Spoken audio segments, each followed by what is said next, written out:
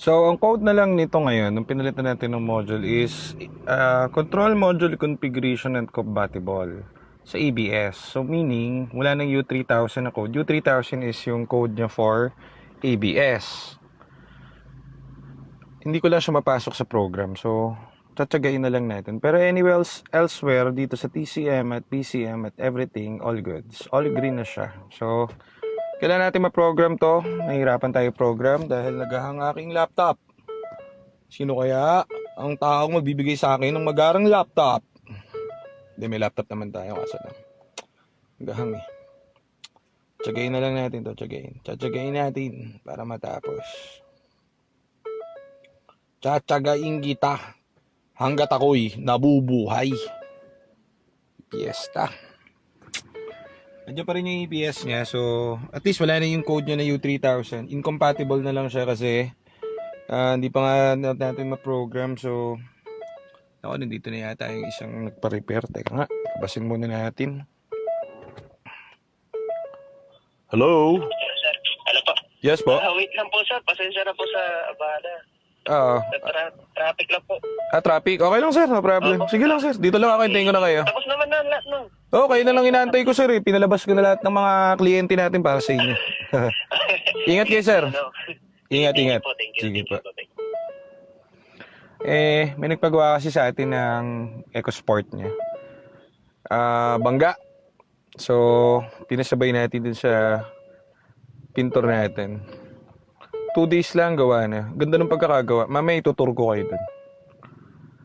Tutur ko kayo dun sa ano niya, sa unit niya. Pina-PMS na rin niya. So, na-traffic lang daw siya. Up, all other.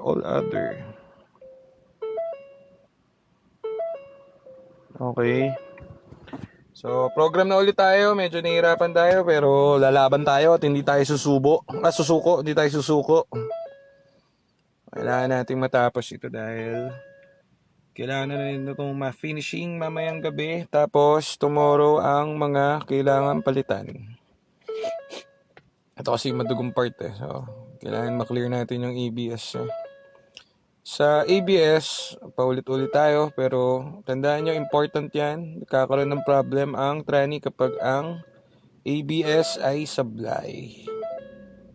Okay? On? Yes, boy. Kumunik ka na.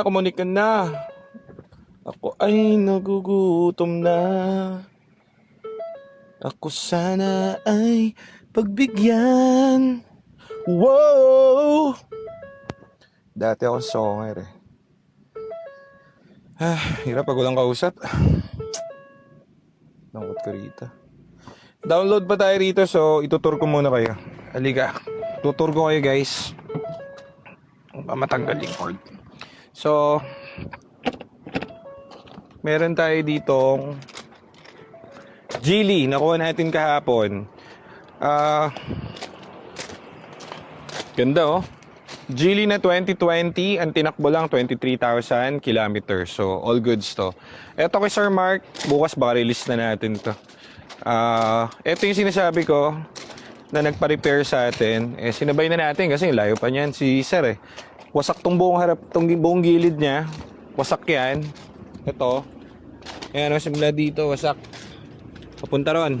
Parang wala nangyari oh. Galing. Oh, gara ano. Tapos pina-PMS na rin niya yan. So, all goods niya, pwede na bumiyahe. Tapos pala, meron tayong unit dito, ito.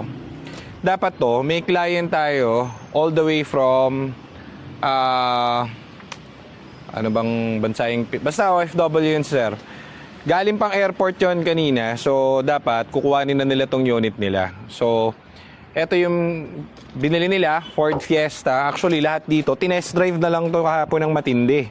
Ngayon ang naging problem, pwede na sa kanilang ibenta to. Pero may nakita yung mechanic natin dito sa may engine niya na something. So, yan ang sinasabi ko. Hindi ko kayo hahayaan. Ako pa ba? So, may nakitang something dun sa engine. Okay to Gamit nila Mark to sa kanila Nico. All day long nila dala-dala tong unit. Yan yung tinatawag nating stress test bago i-release. So, saan na ba yun? Wala na yung lock. Ba to? Na makita yung lock, boy. So, ito, ready for release na sana to. Ang nangyari, in-stress test nila Mark to kahapon. So, nakita nila is may leak yung head. So, problem pag may leak yung head, okay naman. Wala naman problem. Pero kasi siguro after 3 to 5 months, lalaki yon at magiging cause ng overheat. So, sabi ko, X muna. So, yung leak, hindi, kasi yung first owner, syempre, alam nyo naman, binibili lang din natin to sa mga first owner, hindi nila na alagaan itong unit. So, as much as gusto namin i-release to, X para sa amin, hindi pa pwede. Kasi yung leak is nanggagaling dito. Nung nag-leak yan, ini-stress test namin, nagkaroon ng leak yung loob, yung head. So, ang tendency, umangat yung bakal. So, ipapamachine shop muna natin yan. So, madali lang naman din yan, pero kailangan na ng ride nila sir and bayad na yan. So, X, sabi ko. Sakto, meron tayong unit dito na alam ko yung history. Yung sila Ford Fiesta to Gigaraw. Battery lang naman ang naging problem nito. So, ito na lang yung change unit natin kila ma'am. Ito, so piniprepare na rin natin to. So, all goods. At natuwa naman sila kasi ang ganda raw. And, yun nga, tiwala lang. Siyempre, hindi natin bibigyan ng magkakaproblema sila sa future. Diba? Di ba tayo ganun? So, kahit nakikita kami doon, X, siyempre, magkakaproblema sila. So, balik tayo dito sa ating ABS. Off. On. Gumana ka na, boy. At ang init na rito. Ako ay najijinita na. Kanina pa ako dito. Amoy tinapa na ako. Amoy Persian tinapa. So ganyan pag nagpo-program, sobrang hassle. So kung ito hindi natin magagawa ng paraan yung ABS, wala tayong choice kung di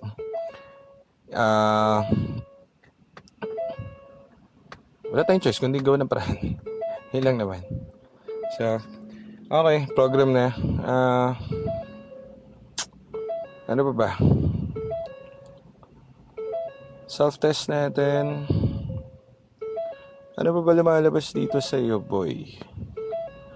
Ano pa bang iyong nais? Ano pang iyong nais sa akin? Ano pa bang gusto mo sa akin? Binigay ko ng lahat. Fiesta.